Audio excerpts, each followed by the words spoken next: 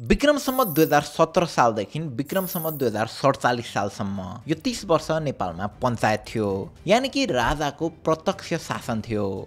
भर्खरैको Gen Z आन्दोलन पछाडि पनि संविधान चाहिँ जोगाउँ है भन्ने कुरा भयो, किनकि अहिले सबैभन्दा माथि संविधान छ। तर त्यति बेला पञ्चायतको समयमा संविधान भन्दा पनि माथि राजा थिए। पुस 1 गते राजा महेन्द्रले सम्पूर्ण पोलिटिकल पार्टीहरूलाई ब्यान्ड गर्दै सुरु गरेको पञ्चायती व्यवस्था उनका छोरा राजा वीरेन्द्रले पछि 2046 सालमा पहिलो जनआन्दोलन भए पश्चात अन्त्य भएको घोषणा गरेका थिए। यही 30 वर्षको पिरियडलाई गणतन्त्रवादीहरूले निरङ्कुश, बोल्नै नपाइने अनि मण्डले र पञ्चेहरूको बिगबिगी भएको पिरियडको रूपमा मान्ने गर्छन् भने राजतन्त्रवादीहरूले चाहिँ नेपालमा सबैभन्दा बढी विकास भएको पिरियडको रूपमा हेर्ने गर्छन्। सो त्यो पञ्चायती पिरियडमा हाम्रो सिस्टम अफ गभर्नेन्स कस्तो थियो त, कसले कसरी शासन गर्थ्यो, अनि यो हाम्रो गोल्डन पिरियड थियो कि एउटा डार्क च्याप्टर थियो त? आउन सबै बुझ्ने कोसिस गरौँ आजको इनडेप्थ स्टोरीमा। अब पञ्चायतको त्यो समय पञ्चेहरूको बिगबिगी भए जस्तै आजभोलि काठमाडौँको धेरै लोकेसनहरूमा यस्ता नकाबदारीहरूको बिगबिगी छ। हातमा प्ले कार्ड बोकेर हिँडेका यी व्यक्तिहरू अल्टिमाको 48 आवर्सको क्रेजी सेलको प्रमोसनका लागि हिँडेका रहेछन्। अहिले अल्टिमाको अल्टिमा स्टोर, दराज अनि अल्टिमा वेबसाइटमा अभाइलेबल हुने यो क्याम्पियनमा तपाईले 3600 पर्ने boom X1 pro app supported earbuds 999 मा, 12000 पर्ने जीपीएस वाच 3600 मा अनि 4000 पर्ने 192 प्रो एप सपोर्टेड इयरबड्स मात्र 1200 मा पाउनुहुनेछ। यसका साथै थन्डर स्पिकर र साउन्ड बारको खरिदमा दराज बैंक डिस्काउन्ट अनि भाउचर पश्चात 40% सम्मको हेभी डिस्काउन्ट पनि पाउनुहुनेछ। साथै एकजना लकी विनरले चाहिँ थाइल्यान्डको कपल ट्रिप नै पाउनुहुनेछ।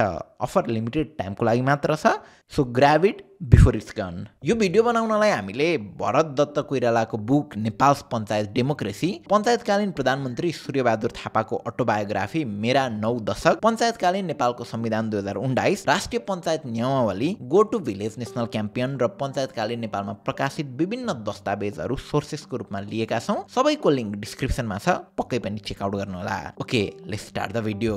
विक्रमसम्म 2017 साल पुस 1 गते राजा महेन्द्रले पोलिटिकल पार्टीहरूलाई ब्यान्ड लगाउँछन् र बीपी कोइराला लगायतका नेताहरूलाई जेल नै हाल्छन्।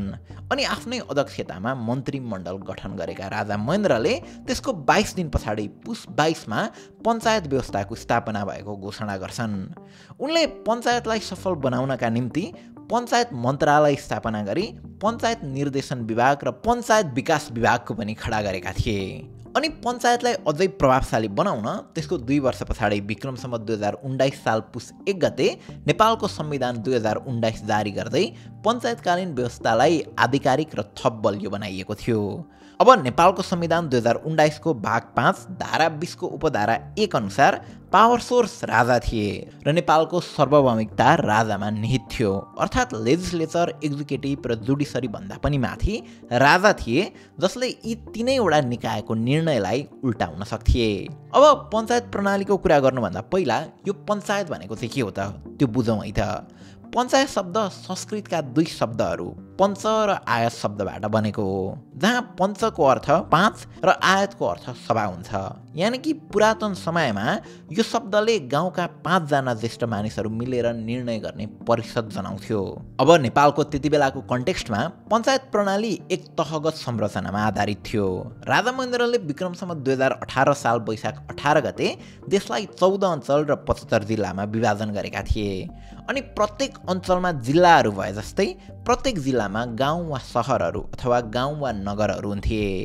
अनि गाउँमा गाउँ पञ्चायत हुन्थ्यो अनि नगरमा नगर पञ्चायत। त्यस्तै गरेर गाउँ र नगर पञ्चायत मिलेर जिल्ला पञ्चायत बन्थ्यो अनि जिल्ला पञ्चायतहरू मिलेर अञ्चल पञ्चायत बन्थ्यो अनि त्यस पछाडि राष्ट्रिय पञ्चायत बन्थ्यो।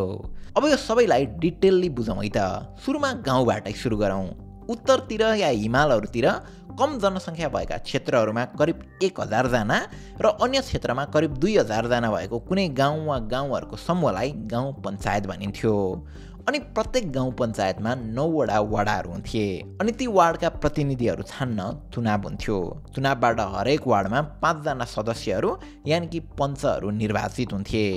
ती 5 जना मध्ये एकजना चाहिँ वार्ड अध्यक्ष हुन पाउँथे जो गाउँ पञ्चायतकै सदस्य बन्न पाउँथे। अब गाउँ पञ्चायत भनेको चाहिँ 11 सदस्य कार्यकारी समिति थियो जसले गाउँ सभाको दैनिक कार्य सञ्चालन गर्ने गर्थ्यो। यसमा प्रत्येक 9 वडाका वडाध्यक्ष र 2 जना मनोनित सदस्य हुने गर्थे। अब त्यो 2 जना मनोनित गर्ने काम चाहिँ गाउँ फर्क राष्ट्रिय अभियानको हुन्थ्यो। अब फेरि यो गाउँ फर्क राष्ट्रिय अभियान भनेको चाहिँ के हो त? अहिले मानिसहरू विदेशीय जस्तै त्यति बेला गाउँबाट सहरमा आउने ट्रेन्ड थियो जसले गर्दा गाउँहरू रित्तिने ठुलो समस्या थियो र यही कुरालाई रोक्न र गाउँ छाडेकालाई पनि गाउँमै फर्काउन एउटा राष्ट्रिय स्तरको अभियान नै बनाइएको थियो जसलाई गाउँ फर्क राष्ट्रिय अभियान भनिन्थ्यो। यसको बारेमा अझ डिटेलमा भिडियोमा अगाडि चर्चा हुने नै छ। अब यसरी गाउँ फर्क अभियानले छानेका सदस्यहरूमा सामाजिक कार्यकर्ता, बौद्धिक व्यक्ति वा अल्पसंख्यक समुदायका व्यक्तिहरूलाई प्राथमिकता दिइन्थ्यो। यदि निर्वाचित गाउँ पञ्चायत सदस्यहरूमध्ये कुनै पनि महिला नभएमा गाउँ फर्क राष्ट्रिय अभियानको जिल्ला समितिले मनोनित गर्ने 2 सदस्यहरूमध्ये 1 जना महिला हुनै पर्ने प्रावधान थियो। यसरी महिलाको रिप्रेजेन्टेसन त्यति बेला पनि कुनै न कुनै वेमा सुनिश्चित नै गरिएको थियो। अब ती 11 जना गाउँ पञ्चायत सदस्यहरूले 2/3 बहुमतबाट प्रधान पञ्च यानि कि अध्यक्ष र उपप्रधान पञ्च यानि कि उपाध्यक्ष चयन गर्थे। यदि त्यो सम्भव नभएमा गाउँ फर्क राष्ट्रिय अभियानको जिल्ला समितिले नै ती मध्येबाट प्रधान र उपप्रधान पञ्च मनोनित गर्ने गर्थ्यो। गाउँ पञ्चायत गाउँ तहको मुख्य राजनीतिक इकाइ भएकाले यसको अत्यन्तै महत्त्वपूर्ण स्थान थियो। यसको काम र संरचनालाई अहिलेको गाउँपालिकासँगै तुलना गर्दा पनि हुन्छ। गाउँ पञ्चायतले आफ्नो क्षेत्रको सडक तथा पुल निर्माण तथा मर्मत कार्यहरू गर्ने गर्थ्यो। त्यसका निम्ति स्थानीय कर सङ्कलन, चन्दा सङ्कलन तथा सरकारको अनुदानबाट कोष जुटाउँथ्यो। साथै स्वास्थ्य सेवा तथा प्राथमिक शिक्षाको व्यवस्था गर्नु पनि यसकै जिम्मेवारी थियो। अनि सामान्य विवादहरूको समाधान पनि गाउँ पञ्चायतले नै गर्थ्यो। अब गाउँबाट नगरतिर लागौँ। यो पनि अहिलेको नगरपालिका जस्तै हो। कुनै नगरमा 9000 अथवा सोभन्दा बढी जनसङ्ख्या पुगे पछाडि सरकारद्वारा त्यसलाई नगर पञ्चायत घोषणा गरिन्थ्यो। अघि गाउँलाई जम्मा 9 वटा वार्डमा विभाजित गरे जस्तै अब नगरलाई चाहिँ जनसङ्ख्याको आधारमा 9 देखि 33 वटा वार्डसम्मै विभाजित गर्न पाइन्थ्यो। अनि ती वार्डका सदस्यहरू छान्न पनि अघि जस्तै निर्वाचन हुन्थ्यो र 5 सदस्यहरू छानिन्थ्यो। अब अघि गाउँ पञ्चायतमा जस्तै प्रत्येक वार्ड समितिबाट 5 निर्वाचित सदस्यहरूमध्ये 1 जनाले नगर पञ्चायतमा प्रतिनिधित्व गर्ने गर्थे। साथै गाउँ फर्क राष्ट्रिय अभियानको जिल्ला समितिले नगर पञ्चायत क्षेत्रमा वार्डहरूको सङ्ख्या अनुसार 2 देखि 6 जना सदस्यहरू मनोनित गर्ने गर्थ्यो। अनि त्यो नगर पञ्चायतलाई निर्वाचनबाटै प्रधान र उपप्रधान पञ्च पनि चयन गर्थ्यो र प्रधान र उपप्रधान बन्नका निम्ति चाहिँ 2/3 बहुमत ल्याउनै पर्थ्यो। यदि यो सम्भव भएन भने फेरि गाउँ फर्क राष्ट्रिय अभियानको जिल्ला समितिले प्रधान र उपप्रधानलाई मनोनित गर्ने गर्थ्यो। अब यहाँसम्म आउँदै गर्दा हाम्रो कुरा सुन्दै गर्दा तपाईहरुलाई यो गाउँ फर्क राष्ट्रिय अभियान अलि बढी नै पावरफुल जस्तो फिल भएन? र त्यो सत्य पनि हो, किनकि कुनै बेला गाउँ फर्क राष्ट्रिय अभियान आफ्नै मान्छेहरूको भर्ती केन्द्र जस्तो भएको थियो। गाउँ फर्क अभियान पनि मण्डलीहरूको दादागिरी देखाउने थलो भएको थियो र पछि पञ्चायतको अन्त्य गर्ने सबैभन्दा ठुलो भूमिका नै यही गाउँ फर्क राष्ट्रिय अभियानले नै गर्यो। यसको बारेमा अझै डिटेलमा अन्त्यमा कुरा हुने नै छ। अब गाउँ पञ्चायत र नगर पञ्चायत त बुझिहाल्नु भयो, अब लागौँ जिल्लातिर। गाउँ पञ्चायत र नगर पञ्चायतकै सदस्यहरू मिलेर जिल्ला पञ्चायत गठन हुन्थ्यो। देशभरका 75 जिल्लाहरूमा 75 वटा जिल्ला सभा गठन गरिन्थ्यो। सुरुमा त जिल्ला सभामा गाउँ र नगर पञ्चायतका प्रधान तथा उपप्रधान पञ्चहरू अनि नगर पञ्चायतका 1/3 प्रतिनिधिहरू हुने गर्थे। त्यो बाहेक गाउँ फर्क राष्ट्रिय अभियानको अञ्चल समितिले जिल्ला पञ्चायतमा मनोनित गरेका 5 सदस्यहरू पनि हुने व्यवस्था थियो। यो कुरालाई अलि स्पष्ट पारौँ है त। गाउँ सभाबाट जिल्ला सभामा चाहिँ प्रधान र उपप्रधान मात्र जान पाउँथे, तर नगर सभाबाट चाहिँ 1/3 प्रतिनिधिहरू जिल्ला सभामा जान पाउँथे। अब प्रत्येक जिल्ला सभाले पनि कार्यकारी समिति चयन गर्थ्यो जसलाई जिल्ला पञ्चायत भनिन्थ्यो। जिल्लालाई 9 भागमा विभाजन गरिन्थ्यो र प्रत्येक भागबाट 1 जना जिल्ला पञ्चायत सदस्य निर्वाचित हुने व्यवस्था थियो। त्यसरी निर्वाचित 9 सदस्यसँगै गाउँ फर्क राष्ट्रिय अभियान अञ्चल समितिद्वारा मनोनित 4 सदस्यहरू मिलेर जिल्ला पञ्चायत गठन हुन्थ्यो। अब यो गाउँ फर्क राष्ट्रिय अभियानको चाहिँ तपाईले संरचना हेर्नुभयो भने माथिल्लो तहले तल्लो तहको पञ्चायतमा व्यक्तिहरूको छनौट गर्ने गर्थ्यो, मनोनित गर्ने गर्थ्यो। जस्तै यहाँ चाहिँ जिल्लाको केसमा गाउँ फर्क राष्ट्रिय अभियानको अञ्चल समितिले मनोनित गरिरहेको छ। अघि गाउँ अथवा नगरको केसमा चाहिँ गाउँ फर्क राष्ट्रिय अभियानको जिल्ला समितिले मनोनित गरिरहेको थियो। अब यस्ता सदस्यहरू मनोनित गर्दा यदि जिल्ला पञ्चायतमा कुनै महिला सदस्य नभएमा गाउँ फर्क राष्ट्रिय अभियान अञ्चल समितिले सम्बन्धित जिल्लाका महिलाहरूबाट 1 जना महिलालाई मनोनित गर्दथ्यो। अनि जिल्ला पञ्चायतले आफ्नो सदस्यहरू मध्येबाट 2/3 बहुमतले अध्यक्ष तथा उपाध्यक्ष चयन गर्नुपर्थ्यो। यदि यसो गर्न सम्भव भएन भने फेरि गाउँ फर्क राष्ट्रिय अभियान अञ्चल समितिले अध्यक्ष र उपाध्यक्ष मनोनित गर्ने गर्थ्यो। अब जिल्ला पञ्चायतको काम भनेको चाहिँ सडक, पुल, इनार, पोखरीको निर्माण तथा मर्मत जस्ता विकास कार्य गर्दै जिल्लाको कृषि तथा साना उद्योग प्रवर्धनमा योगदान पुर्याउनु थियो। साथै स्वास्थ्य सेवा, शिक्षा तथा प्राकृतिक प्रकोप व्यवस्थापनमा पनि यसको ठूलो भूमिका हुन्थ्यो। अब जिल्ला पञ्चायत पछिको तह अञ्चल पञ्चायत हुने गर्थ्यो। देशमा 14 वटा अञ्चल थिए र प्रत्येक अञ्चलमा अञ्चल सभा गठन गरिन्थ्यो। जिल्ला पञ्चायतका सबै सदस्यहरू अञ्चल सभाका सदस्य हुने गर्थे। अञ्चल सभाले आफ्नो सदस्यहरू मध्येबाट अध्यक्ष र उपाध्यक्ष निर्वाचित गर्ने गर्थे अनि अञ्चल सभाको मुख्य काम भनेको चाहिँ राष्ट्रिय पञ्चायतका सदस्यहरूको निर्वाचन गराउनु थियो। अब पञ्चायती व्यवस्थाको सबैभन्दा माथिल्लो तह भनेकै राष्ट्रिय पञ्चायत हुने गर्थ्यो।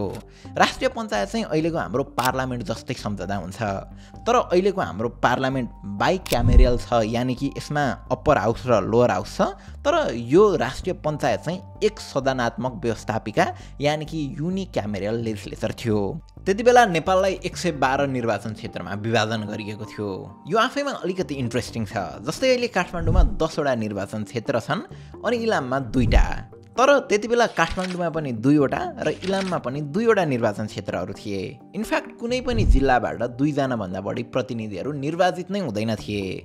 सो यसरी राष्ट्रिय पञ्चायतमा निर्वाचित 112 सदस्यहरू र राजाबाट मनोनित 23 जना सदस्यहरू रहने व्यवस्था थियो। यसरी राष्ट्रिय पञ्चायतका कुल सदस्य सङ्ख्या 135 हुन्थ्यो। अब जिल्लाहरूबाट निर्वाचित र राजाबाट मनोनित राष्ट्रिय पञ्चायतका सबै सदस्यहरूको कार्यकाल 4 वर्षको हुने गर्थ्यो। तर सबै सदस्यको निर्वाचन एकै पटक हुँदैन थियो। जिल्लाबाट निर्वाचित करिब 1/4 सदस्यहरू प्रत्येक वर्ष फेरिन्थे। देशका 14 अञ्चललाई 4 समूहमा विभाजन गरिएको हुन्थ्यो र प्रत्येक वर्ष यी समूहहरूमध्ये एउटामा निर्वाचन हुने गर्थ्यो। राष्ट्रिय पञ्चायतमा निर्वाचनको लागि उम्मेदवार हुन चाहने व्यक्तिको उमेर 25 वर्ष पुरा भएको हुनुपर्थ्यो। अनि राष्ट्रिय पञ्चायत सदस्यहरूको फिर्ताको लागि एउटा प्रावधान पनि थियो, यानि कि राइट टु रिकल पनि थियो। अहिलेको पार्लियामेन्टमा नभएको प्रावधान राइट टु रिकल त्यति बेलै थियो। यदि अञ्चल सभाका सबै सदस्यहरूको 50%ले फिर्ता प्रस्ताव पारित गरेमा र गाउँ फर्क राष्ट्रिय अभियान केन्द्रीय समितिले स्वीकृत गरेमा राष्ट्रिय पञ्चायत सदस्यलाई फिर्ता बोलाइन्थ्यो। त्यो बाहेक पनि सम्बन्धित अञ्चल र जिल्ला सभाको संयुक्त बैठकका 2/3 सदस्यहरूले कुनै सदस्यको फिर्ताको लागि प्रस्ताव पारित गरेमा राष्ट्रिय पञ्चायत सदस्यलाई फिर्ता बोलाइन्थ्यो। तर त्यहाँ एउटा एक्सेप्सन पनि थियो है। मन्त्री परिषदमा प्रतिनिधित्व गर्ने राष्ट्रिय पञ्चायत सदस्यहरूलाई यानि कि मन्त्रीहरूलाई नै चाहिँ फिर्ता बोलाउन पाइँदैन थियो। अब राष्ट्रिय पञ्चायतको अध्यक्ष र उपाध्यक्ष निर्वाचनबाटै छानिन्थ्यो। अध्यक्ष र उपाध्यक्ष दुवैले कम्तीमा 2/3 बहुमत ल्याउनै पर्ने हुन्थ्यो। यदि कसैले पनि 2/3 मत ल्याउन नसकेमा राजाले गाउँ फर्क राष्ट्रिय अभियानको केन्द्रीय समितिको सल्लाहमा राष्ट्रिय पञ्चायतका सदस्यहरू मध्येबाट अध्यक्ष र उपाध्यक्षको नियुक्त गर्ने गर्दथे। अब राजाले राष्ट्रिय पञ्चायतका सबै अधिवेशनहरू आह्वान गर्ने गर्दथे। एउटा अधिवेशनको समाप्ति र अर्को अधिवेशनको सुरुवात बीचको समय सामान्यतः 1 वर्षभन्दा बढी हुन नहुने नियम थियो। प्रत्येक वर्ष राजाले राष्ट्रिय पञ्चायतलाई सम्बोधन गर्ने गर्थे र विगत वर्षको सरकारको गतिविधिहरू र आगामी वर्षको लक्ष्य र नीतिहरूको सारांश प्रस्तुत गर्दथे। अब अहिले त्यो काम राष्ट्रपतिले गर्छन्। अब सुरुमा चाहिँ राष्ट्रिय पञ्चायतका अधिवेशनहरू बन्द कोठामा हुने गर्थ्यो। विक्रमसम्म 2032 साल मङ्सिर 26 गतेको संविधानको दोस्रो संशोधनले यस्ता छलफलहरूमा आगन्तुकहरूका लागि पनि खुल्ला रहने व्यवस्था गरेको थियो। राष्ट्रिय पञ्चायतको सबैभन्दा महत्त्वपूर्ण कार्य भनेको चाहिँ अफकोर्स कानुन बनाउने थियो। देशको एकमात्र विधायी निकायको रूपमा यसले समयको आवश्यकता अनुरूप नयाँ कानुनहरू ल्याउने गम्भीर जिम्मेवारी बोकेको हुन्थ्यो। त्यो बाहेक राष्ट्रिय पञ्चायतले देशको वार्षिक बजेट पनि पारित गर्थ्यो। प्रत्येक वर्ष नयाँ आर्थिक वर्षको सुरुवात हुनुभन्दा ठिक अघि अर्थमन्त्रीले आगामी आर्थिक वर्षको आय र व्ययको अनुमान प्रस्तुत गर्दथे। बजेट भाषणपछिका दिनहरूमा पञ्चायत सदस्यहरूले प्रस्तावित बजेट, आयका स्रोतहरू, प्रस्तावित करहरू र खर्चको बारेमा छलफल गर्ने गर्थे। त्यसैगरी राष्ट्रिय पञ्चायतले मन्त्री परिषद सही मार्गमा विचलित नहोस् भनेर निगरानी पनि गर्ने गर्थ्यो। अब मन्त्री परिषदको कुरा गरौँ। मन्त्री र प्रधानमन्त्री चाहिँ कसरी छानिन्थे त? संविधानको धारा 25 ले राजालाई सहयोग र सल्लाह दिनका निम्ति मन्त्री परिषदको गठनको व्यवस्था गरेको थियो। यानि कि मन्त्री परिषदको मुख्य काम नै राजालाई सल्लाह दिने हुन्थ्यो। त्यो बाहेक देशको प्रशासनमाथि निरीक्षण र नियन्त्रण गर्ने पनि मन्त्री परिषदकै काम हुन्थ्यो। आवश्यकता अनुसार मन्त्री परिषदमा प्रधानमन्त्री, उपप्रधानमन्त्री र अन्य मन्त्रीहरू रहने व्यवस्था पनि उल्लेख गरिएको थियो र राजाले आफ्नै अध्यक्षतामा मन्त्री परिषद गठन पनि गर्न पाउँथे। मुख्य चाहिँ संविधानमा प्रधानमन्त्री, उपप्रधानमन्त्री र अन्य मन्त्रीहरू राष्ट्रिय पञ्चायतका सदस्यहरू मध्येबाट नै नियुक्त गर्नुपर्ने हुन्थ्यो। अनि राजाले राष्ट्रिय पञ्चायतको सदस्य नभएको व्यक्तिलाई बढीमा 1 वर्षको लागि मन्त्री परिषदमा नियुक्त पनि गर्ने प्रावधान थियो। अब त्यो बाहेक अर्को एउटा इम्पोर्टेन्ट बडी पनि थियो, राजसभा। अब तपाईँले गाउँ, नगर, जिल्ला, अञ्चल र राष्ट्रिय पञ्चायत पनि बुझ्नुभयो। अब त्यो बाहेक अनि मन्त्री परिषद र प्रधानमन्त्री कसरी छनौट हुन्छन् त्यो पनि बुझ्नुभयो। अब त्यो बाहेक अर्को एउटा इम्पोर्टेन्ट बडी पनि थियो, राजसभा। राजसभाको मुख्य कार्य भनेको राजाको निधन वा राजगद्दी त्याग भएको अवस्थामा राज्य सहायक वा राज्य सहायक परिषद व्यवस्था गर्ने थियो। संविधानको धारा 23ले कुनै पदेन सदस्यहरू र विशिष्ट सेवाका लागि चिनिएका अन्य व्यक्तिहरू समावेश भएको राजसभाको गठनको व्यवस्था गरेको थियो, जसमा प्रधानमन्त्री, प्रधान न्यायाधीश, राष्ट्रिय पञ्चायतका अध्यक्ष, गाउँ फर्क राष्ट्रिय अभियानका केन्द्रीय समितिका अध्यक्ष, मन्त्रीहरू, राजपरिवारका बडा गुरुहरू, सेनाध्यक्ष, दुरुपयोग निवारण आयोगका प्रमुख आयुक्त, महालेखा परीक्षक, लोकसेवा आयोगका अध्यक्ष, प्रमुख निर्वाचन आयुक्त, महान्यायाधिवक्ता र मूल पुरोहित लगायतहरू हुने गर्दथे, जसले कलेक्टिभ रूपमा राजाको मृत्यु भए अथवा राज त्याग भए के गर्ने भन्ने विषयमा निर्णय गर्थे। अब कुरा गरौँ अघिदेखि तपाईँहरूले सुनिरहनु भएको गाउँ फर्क राष्ट्रिय अभियानको। विक्रमसम्म 2017 सालबाट विक्रमसम्म 2022-24 सालसम्म आइपुग्दासम्म पञ्चायतमा पहिला जस्तो उत्साह थिएन। सुरुवातमा निकै उत्साह भए पनि बिस्तारै त्यो सेलाउँदै गएको थियो। यो स्थितिबाट राजा महेन्द्र सन्तुष्ट थिएनन्। त्यसैले पञ्चायतलाई उच्च शिखरमा पुर्याउन नयाँ काम गर्नुपर्छ भन्ने कुरा प्रष्ट थियो। त्यति बेला बिस्तारै देशका अन्यत्र भूभागबाट काठमाडौँमा बसाइ सर्नेहरू पनि बढ्न थालेको थियो। पहुँच र स्रोत साधन भएका मानिस काठमाडौँ आएर बसोबास गर्न थाले। राष्ट्रिय पञ्चायत सदस्य बने पछाडि राजनीतिक व्यक्तिहरू पनि काठमाडौँमै रहन थाले। उनीहरूका परिवार र कार्यकर्ताहरू पनि सहरमै बस्न थाले। यसरी राजधानी उन्मुख हुने क्रमलाई कसरी रोक्ने होला भनेर चिन्ता त्यति बेलाबाट सुरु भएको थियो। त्यति बेला सूर्यबहादुर थापा प्रधानमन्त्री थिए। उनले आफ्नो किताबमा लेखे अनुसार आफ्ना राजनीतिक मित्रहरूसँग सल्लाह गर्दा यसको समाधान भनेको गाउँमै सानोतिनो आय स्रोत भयो भने मानिसहरू राजधानी आउनु पर्दैन भन्ने राय सबैतिरबाट आयो। गाउँको विकास नगरी देशको विकास हुँदैन भनेर सबैले एउटै धारणा राखे। यसकै निष्कर्ष स्वरूप गाउँ फर्क अभियानको विकास भयो। प्रधानमन्त्री सूर्यबहादुर थापा सहित कमलराज रेग्मी, निरबहादुर सोर, नयनबहादुर सोर र सचिवहरू मिलेर गाउँ फर्क राष्ट्रिय अभियानको खाका कोरियो। विक्रमसम्म 2024 पुस 1 गतेको दिन पञ्चायतको नयाँ कार्यक्रमको रूपमा गाउँ फर्क राष्ट्रिय अभियानको घोषणा गरिएको थियो। गाउँ फर्क राष्ट्रिय अभियान मूलतः ग्रामीण चेतना जगाउने र गाउँहरूको आर्थिक विकासमा सहयोग पुर्याउने कार्यक्रमको रूपमा डिजाइन गरिएको थियो। यो अभियान अनुसार हरेक नेता र उपल्ला तहका कर्मचारीले वर्षको 7 दिन आफ्नो गाउँमा गएर श्रमदान गर्नुपर्थ्यो। बाटो खन्ने, बाटो सफा गर्ने, कुलो खन्ने, वृक्षारोपण गर्ने जस्ता कामहरू गर्नुपर्थ्यो। शारीरिक श्रम दिन नसक्नेले गाउँमा 7 दिन शिक्षकको रूपमा काम गर्नुपर्थ्यो। यो कार्यक्रम ग्रामीण जनसङ्ख्याको सहरतर्फको प्रभाव रोक्न र सहरवासीहरूको ध्यान ग्रामीण जनताको दुर्दशातर्फ मोड्न सफल पनि भइरहेको थियो। तर पछि राजा वीरेन्द्रले 2032 साल मङ्सिर 26 गतेमा जारी गरेको संविधानको दोस्रो संशोधनले गाउँ फर्क राष्ट्रिय अभियानलाई संवैधानिक मान्यता दियो। संविधानले गाउँ फर्क राष्ट्रिय अभियानको एउटा केन्द्रीय समितिको साथै हरेक अञ्चल र जिल्लामा छुट्टा छुट्टै समितिको परिकल्पना गरियो र यसलाई आवश्यकता भन्दा बढी अधिकार दिइयो। गाउँ फर्क अभियानले कहाँसम्म हात हाल्न पाउँथ्यो भन्ने कुरा त तपाईले अघि नै बुझिहाल्नुभयो होला। जे सम्पूर्ण नियुक्तिहरू नै गाउँ फर्क अभियानका विभिन्न समितिहरूले गर्थे। सूर्यबहादुर थापाले लेखे अनुसार उनी प्रधानमन्त्रीबाट बाहिरे पछाडि गाउँ फर्क अभियानलाई अर्कै रूपमा परिणत गरियो। उनका अनुसार कुनै समय पछाडि पञ्चायती व्यवस्थामा कसलाई टिकट दिने र कसलाई नदिने निर्णय गर्ने मञ्च बन्न पुगेको थियो गाउँ फर्क अभियान। पछि धेरै विवाद भए पछाडि 2037 साल पुस 1 गते संविधानको तेस्रो संशोधन पश्चात यसलाई खारेज गरिएको थियो। अब 2037 सालमा गाउँ फर्क अभियानको अन्त्य भए पनि पञ्चायत भने थप 10 वर्ष 2047 सालसम्मै चल्यो। विक्रम सम्वत 2036 सालको अन्त्यतिर नेपालमा पञ्चायती शासन विरुद्ध असन्तोष तीव्र रूपमा बढ्दै गयो। विशेष गरी विद्यार्थी आन्दोलनले देशभर सरकार विरुद्ध उग्र प्रदर्शनहरू निम्ति आयो। राजा वीरेन्द्रले स्थिति नियन्त्रण गर्न जनताहरूमा जाने भनेर 2037 सालमा जनमत सङ्ग्रह गराए। सुधारिएको पञ्चायतकी बहुदलीय व्यवस्था भन्ने शीर्षकमा भएको उक्त जनमत सङ्ग्रहमा 55% जनताले पञ्चायत सुधारसहित निरन्तरता दिनुपर्ने पक्षमा मतदान गरे भने 45%ले बहुदलीय प्रणालीको पक्षमा मतदान गरे। 2040 को दशकसम्म आइपुग्दा पञ्चायत व्यवस्था विरुद्ध असन्तोष चरम सीमामा पुगेको थियो। नेपाली कङ्ग्रेस र नेपाल कम्युनिस्ट पार्टी माले जस्ता प्रमुख राजनीतिक शक्तिहरूले एकताबद्ध रूपमा सङ्घर्ष गर्ने निर्णय गरे। 2046 साल फागुन 7 गतेदेखि देशभरि नै आन्दोलन सुरु गरियो। काठमाडौँ, विराटनगर, पोखरा लगायतका सहरहरूमा प्रदर्शन बढ्दै गयो। विश्वविद्यालयका विद्यार्थीहरू आन्दोलनको अगुवाई गर्न थाले। सरकारले गोलाबारी, लाठीचार्ज र कर्फ्यू लगाएर आन्दोलन रोक्ने प्रयास गर्यो। नेताहरू लगायत हजारौं मानिसहरू पक्राउ परे, तर जनताको समर्थन झन सशक्त हुँदै गयो। राजा महेन्द्रले खोसेको लोकतन्त्र फिर्ता गर भन्ने नाराले जनतालाई प्रेरित गर्यो। अन्ततः 2046 चैत्र 26 गते आन्दोलन व्यापक भएको कारण राजा वीरेन्द्रले बहुदलीय प्रणाली पुनर्स्थापना गर्न बाध्य भए। राजा वीरेन्द्रले घोषणा गरे, नेपाल अब बहुदलीय संसदीय प्रजातन्त्रमा प्रवेश गर्नेछ। 30 वर्ष लामो पञ्चायती व्यवस्थाको औपचारिक अन्त्य भयो र बहुदलीय संविधान निर्माणका लागि प्रक्रिया सुरु भयो र 2047 सालमै नेपालमा पहिलो बहुदलीय चुनाव पनि सम्पन्न भयो।